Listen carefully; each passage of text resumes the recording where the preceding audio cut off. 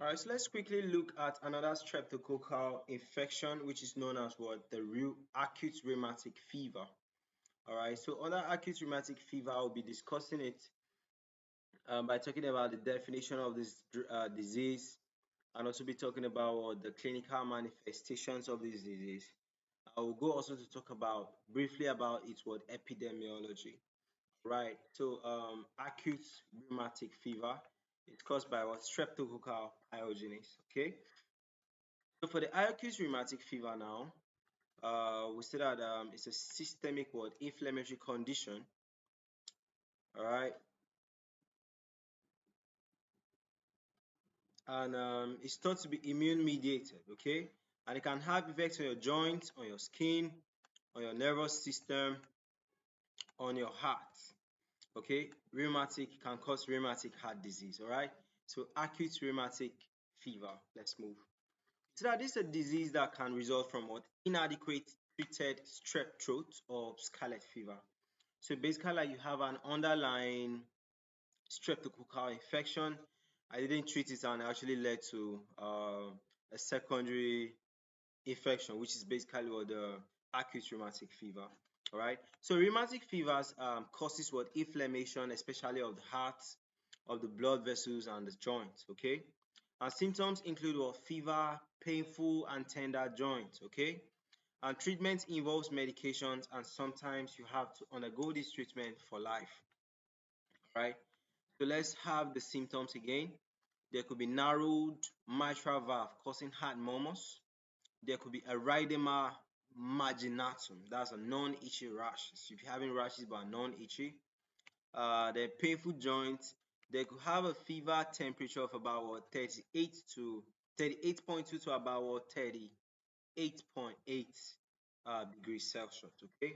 So acute rheumatic fever, we say that it's a non-suppurative inflammatory lesions of in it now you see non-suppurative what inflammatory lesions of the heart, the joints, and the subcutaneous tissues. It follows an upper gastrointestinal group A streptococcal infection. So there's basically an infection that was left untreated and it led to this condition. Okay. So molecular mimicry, you find the immunoglobulins to M proteins, they react with the cardiac myosin and synovium and the articular cartilage. Okay. It occurs in about what 0.4 to 3% of all untreated group A streptococcus pharyngitis cases. All right. Now, worldwide, now about 500,000 acute rheumatic fever cases are reported per year, and about what with amongst these 5,000 acute rheumatic fever cases, about 3,000 of them would develop what rheumatic heart disease. Okay. Now, recurrence rates are higher with subsequent what group A infections, group A streptococcus infection. So if you have acute rheumatic fever, you treated it. When you have group A streptococcus infection again, it will still come back. All right, that's recurrent. Okay. Now, what are the major manifestations? You have carditis, and then that's basically related to the heart. You have heart murmurs, chronic heart failure, pericardial friction rubs or effusions, then chronic mitral and aortic valves. It can affect the mitral valves and what aortic valves. Then we have the polyarthritis, which can affect the knees, the ankles, the elbows, and the wrists. Okay. Then we have the chorea, which is the Sydenham chorea. That's a Saint Vitus dance. We have emotional liability. We have weakness. You have involuntary, purposeless movement. All right.